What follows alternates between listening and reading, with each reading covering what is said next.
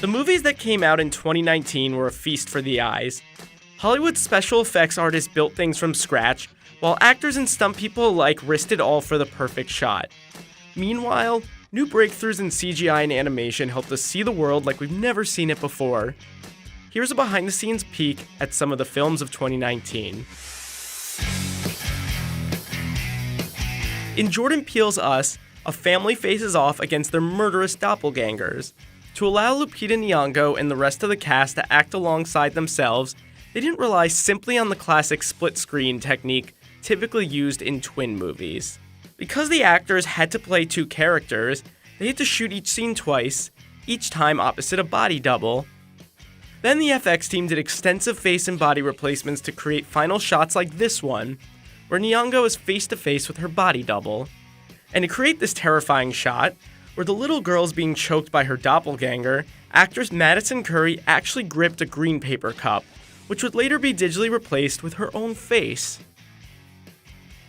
Captain Marvel was the role Oscar winner Brie Larson was born to play. To get in shape for the role, Larson worked with trainer Jason Walsh, doing everything from lunges to chain push-ups. She trained with him for about 9 months before Captain Marvel started shooting.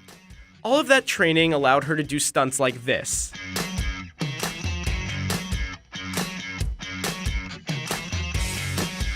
Disney's first live-action remake of the year gave us an adorable CGI version of the big-eared elephant.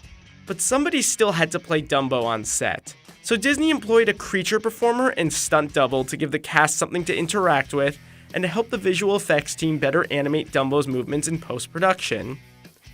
The actor had to learn to walk like an elephant and also how to move around on stilts.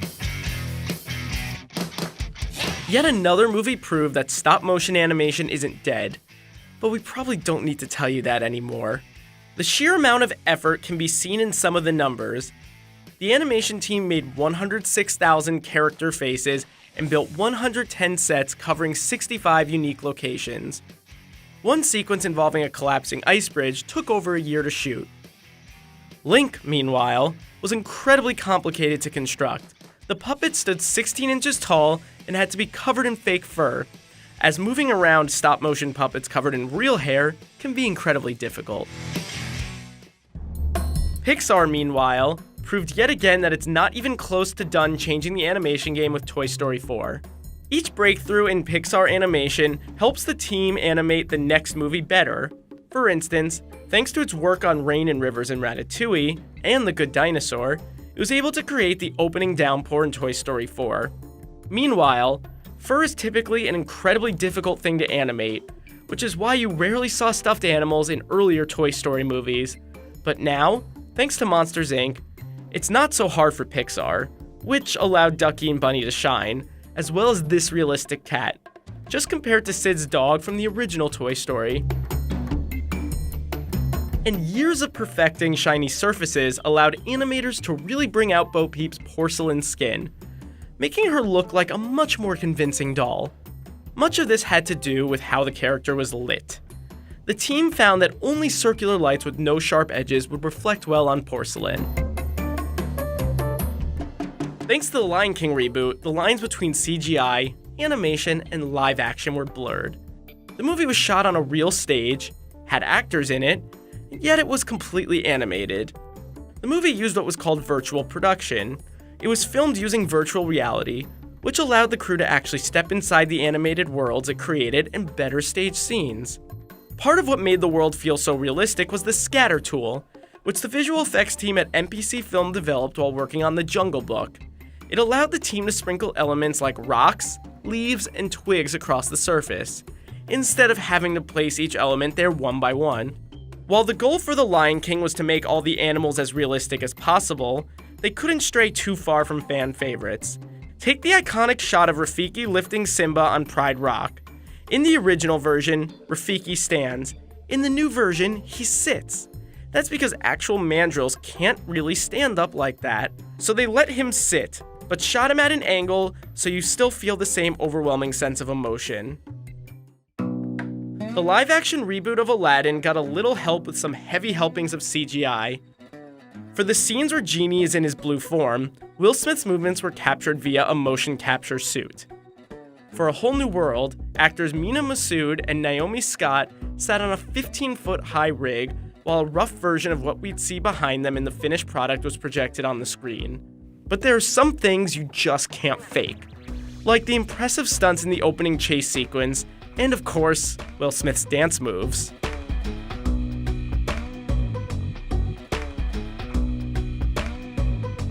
Practical effects didn't die in 2019. In fact, they flourished. For the surreal musical numbers in the Elton John biopic Rocket Man, actor Taron Egerton was lifted by wires when he plays Crocodile Rock at the Troubadour, and he actually did another scene completely underwater.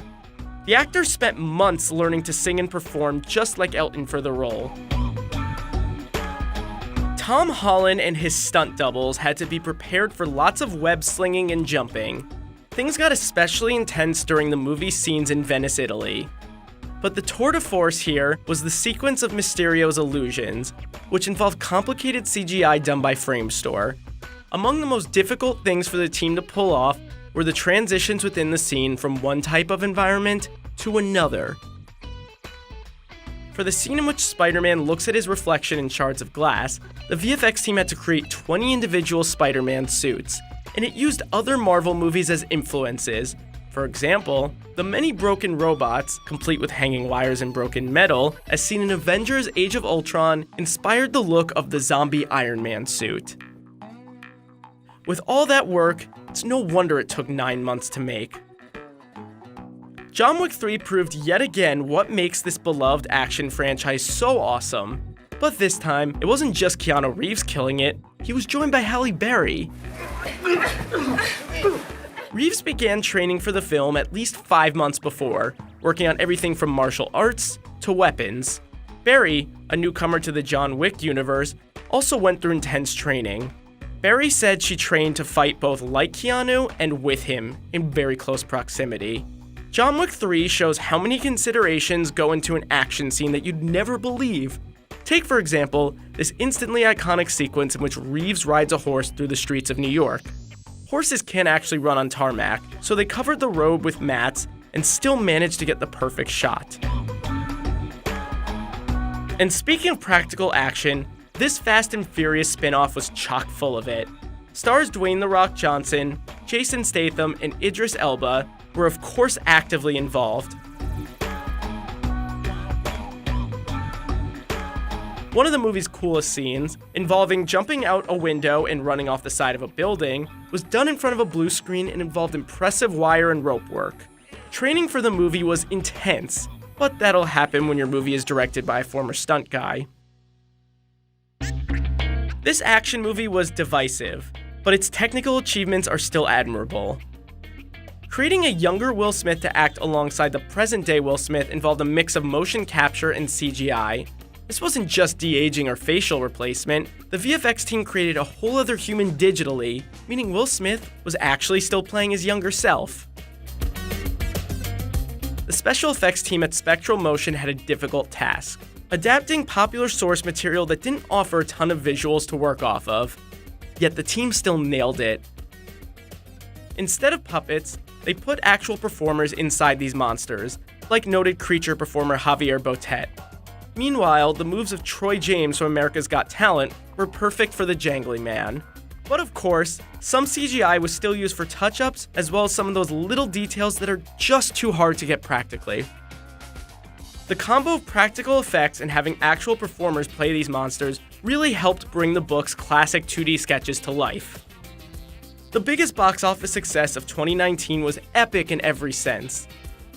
For the scene in which Captain America fights a past version of himself, Chris Evans actually shot both sides of the fight.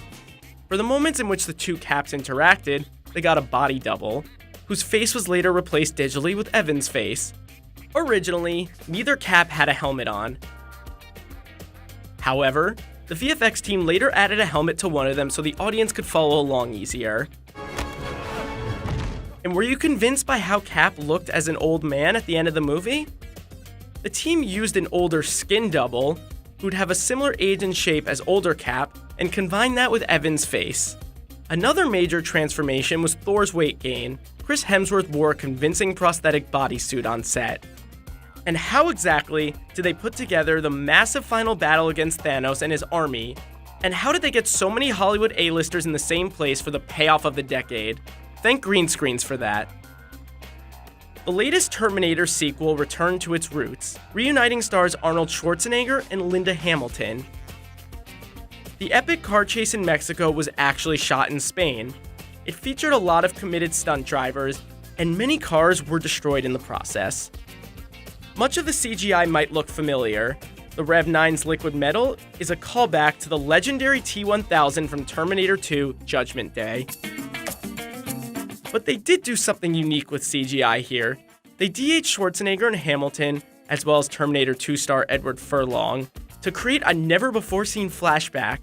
For this scene, body doubles played young T-800, Sarah Connor, and John Connor.